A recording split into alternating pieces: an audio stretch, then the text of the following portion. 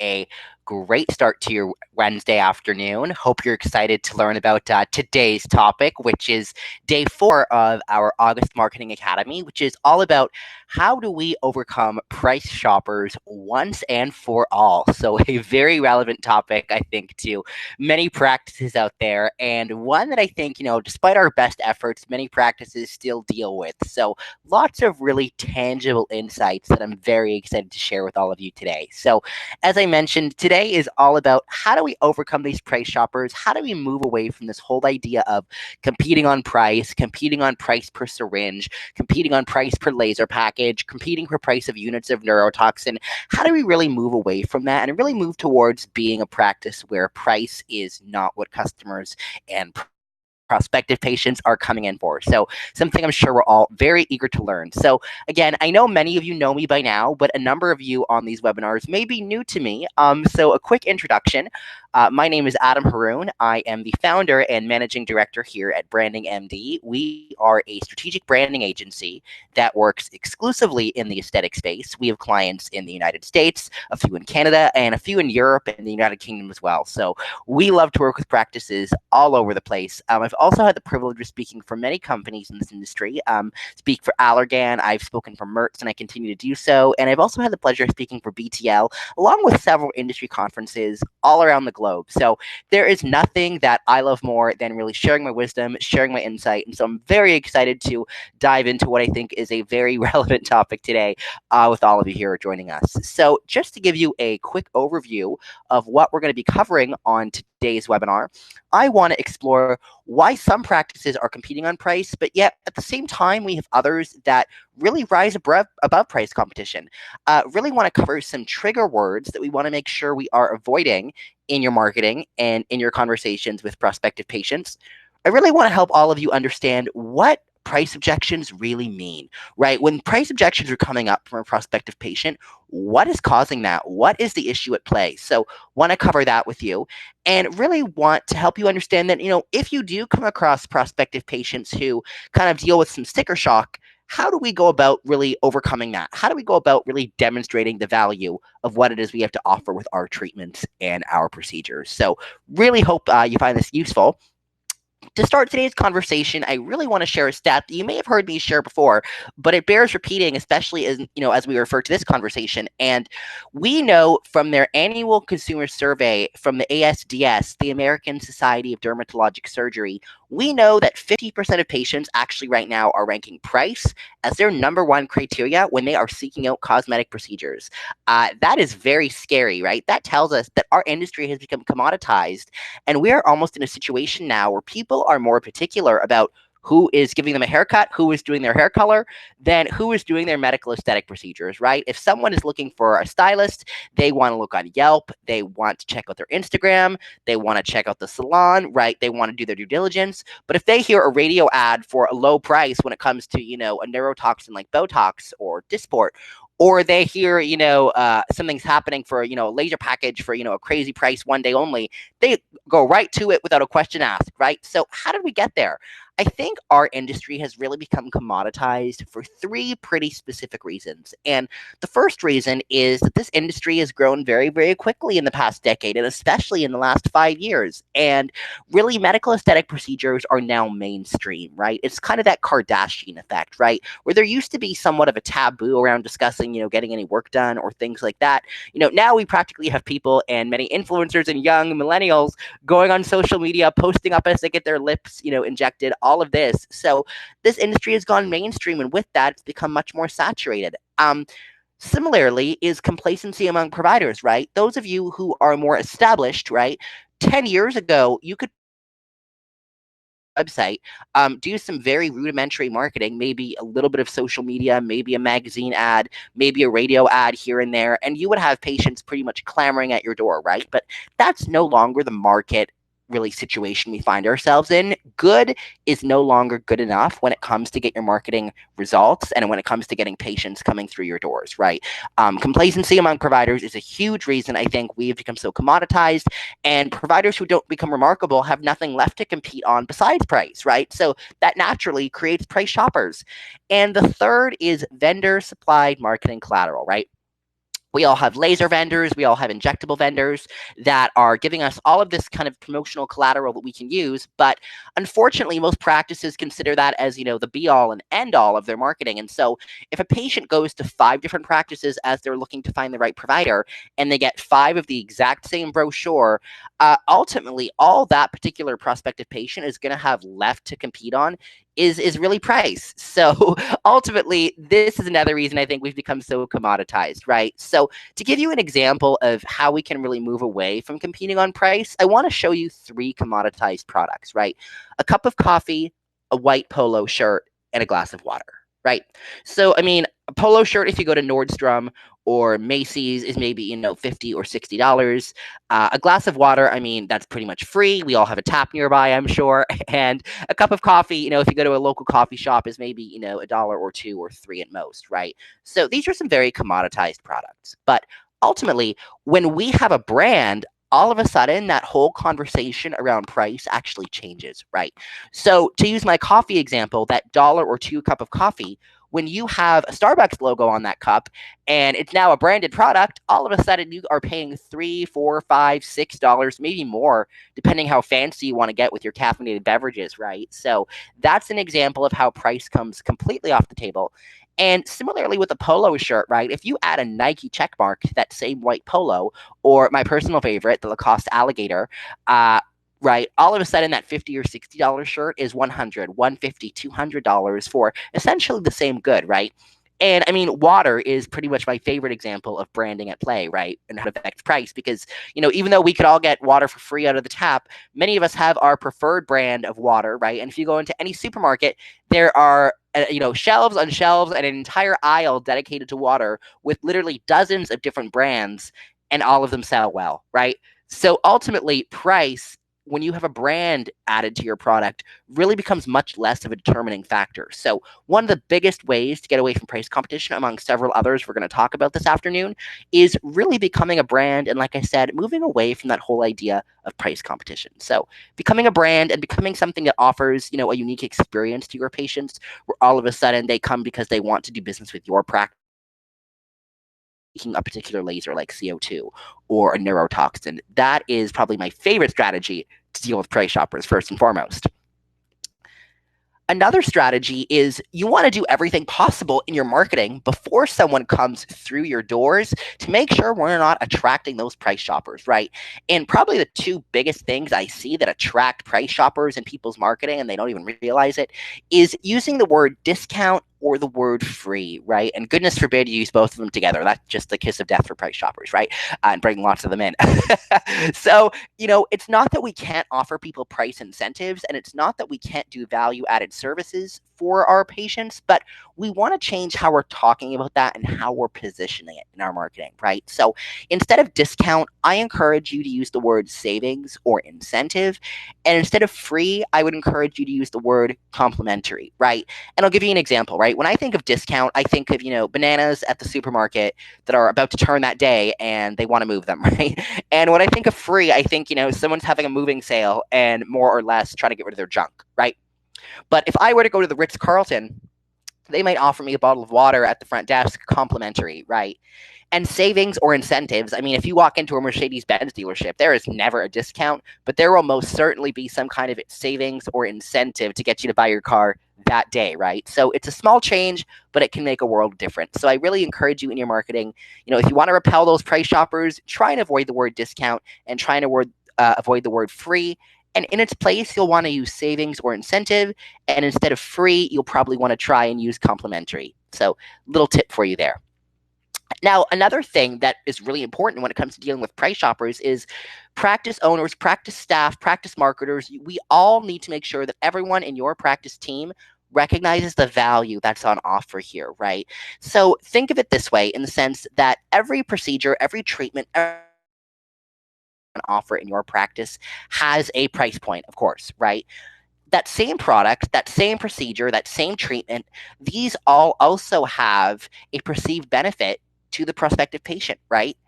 The difference between the cost and the perceived benefit to the prospective patient is ultimately where we find the value, right? So you can think of it as benefit minus cost equals value, right? So this is why, when we're trying to market with just features and talking about the science of certain products and things of that nature, that's not a compelling benefit that really sticks in the mind of your prospective patient, right? We want marketing that really focuses on benefits and strong, compelling benefits that set your practice apart and really make sure that, that perceived benefit in the mind of the prospective patient is as substantial as possible, right? So we really always want to make sure that we're focusing on the value. And to think of this another way, I call this, I'll use an analogy here, right? So we may go to a restaurant and get a lovely vegetable soup or cream of vegetable soup, as per my image here, and that might cost us $8 or $9 or $10. But if we look at the actual cost of goods for some carrots and some chicken broth and whatever else is going in that soup, that might only be $2 or $3, right? So what's the difference there? What are we actually paying for, right?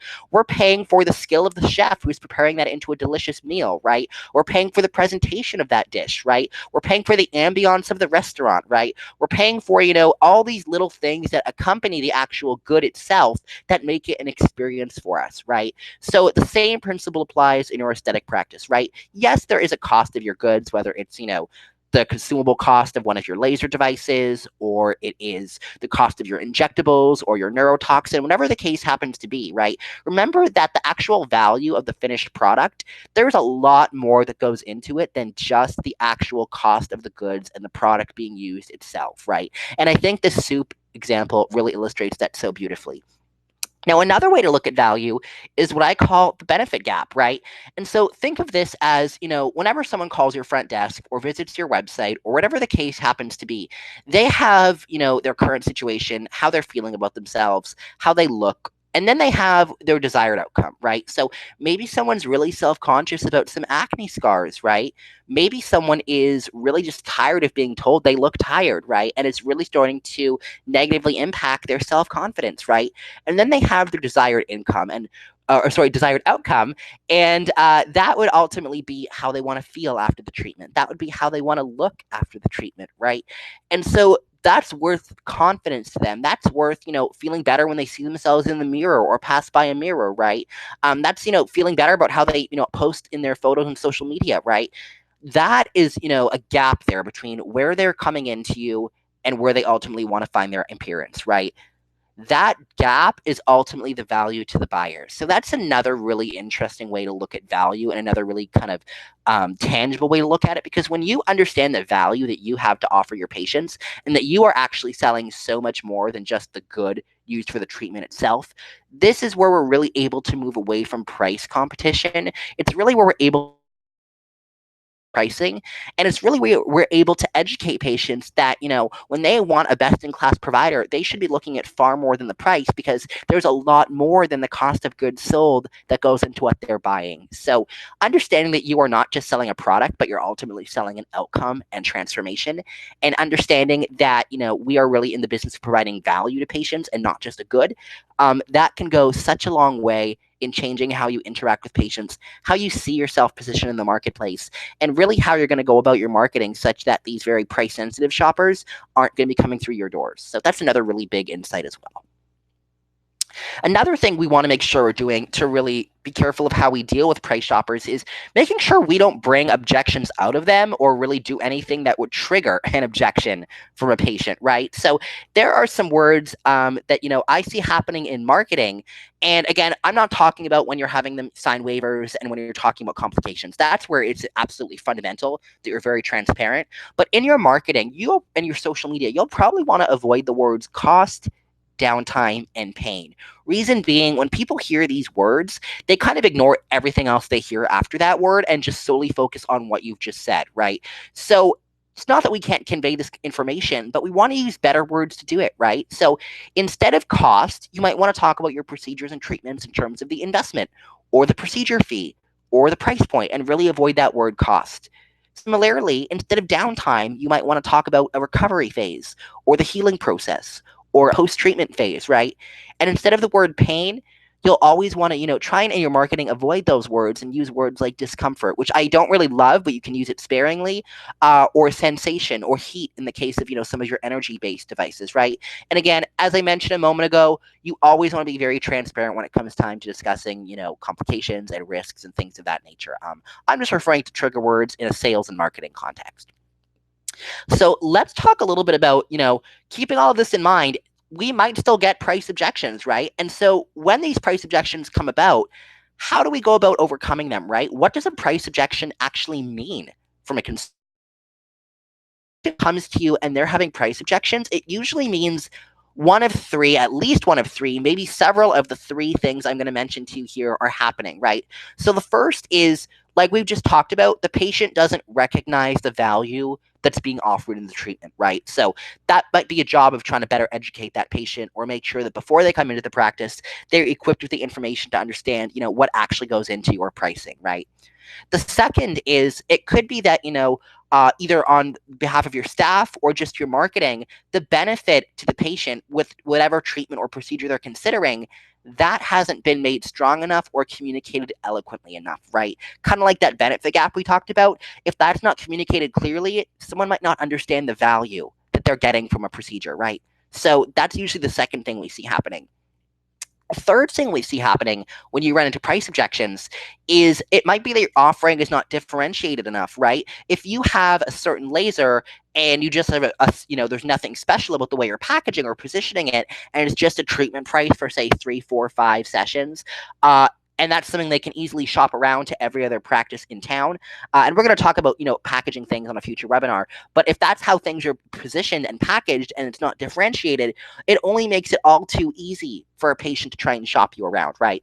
So usually when there's a price objection from a patient, these three things are happening. So look at your conversations with your patients, look at your marketing and see if we're getting a lot of price objections, why is that, right? Where in this process is, one, two, or possibly even all three of these things taking place such that our patients come to us with price objections, right? Similarly, if we're getting patients who kind of feel this sense of sticker shock, there's a few ways we can really go about doing things that we can hopefully reduce that, right? The first is rather than just, explaining, the CO2 laser package is $4,200, right? Right? We can really break that down into a lump sum, or rather into flexible, treatment prices, and help people understand, each treatment is only about $1,500 and the results last 15 months. So when you think about it, you're only investing about $100 a month to get, these incredible results from our laser, things like that, right? If you do offer patient financing, it's a great opportunity to introduce that as well and help people understand that, they can get results from as little as, X dollars per month. And, you might also want to compare the cost of some of your treatments, especially those of you who offer non-invasive body procedures or liposuction, or other body procedures. You might want to compare that to other alternatives, right? Say you offer cool sculpting as an example. Use high ticket alternatives to compare how your treatment is actually quite affordable in the long run, right? The cost of cool sculpting compared to months and months of training with a personal trainer, right? The cost of cool sculpting compared to an invasive procedure like liposuction. When you use comparison, all of a sudden your more high ticket procedures can really seem much more affordable, right? So that's a great way to go about doing that as well. So a question for you, keeping all of this in mind, right? Keeping in mind we want to convey the value we offer. Keeping in mind that we want to make sure we are avoiding trigger words, right? That in our marketing, we're not using discount and free, right? To make sure that we're really, finding ways to overcome price objection beforehand and really have some approaches to handle sticker shock. The question becomes, do you have a plan to overcome price shoppers and really manage them should they walk through your doors, right?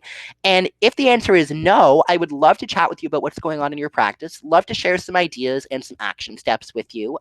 We can pinpoint some challenges and discover some possibilities for your practice. And if there is an opportunity for us to help with anything that's going on with your marketing, through the 16th of August, we're actually offering a complimentary website makeover with every new engagement. Now, again, I will advise you, we only take on about 30% of the practices we speak with, because again, I'm happy to educate everyone, but I always am very careful to ensure a mutual fit whenever we work with the practice. But either way, I'd love to chat with you. And if that's something of interest, you can go to www.transformyourmedspa.com www.transformyourmedspot.com. Again, that's www.transformyourmedspot.com. And that'll bring you to a little application where you can schedule a time to speak with me personally. So I'd love to chat with you about how we're going to help you overcome some price shoppers. And if you have any other questions, we've got a few minutes here. Feel free to type those in the chat box. Anything you want to know about price competition, price shoppers, always happy to answer anything I can.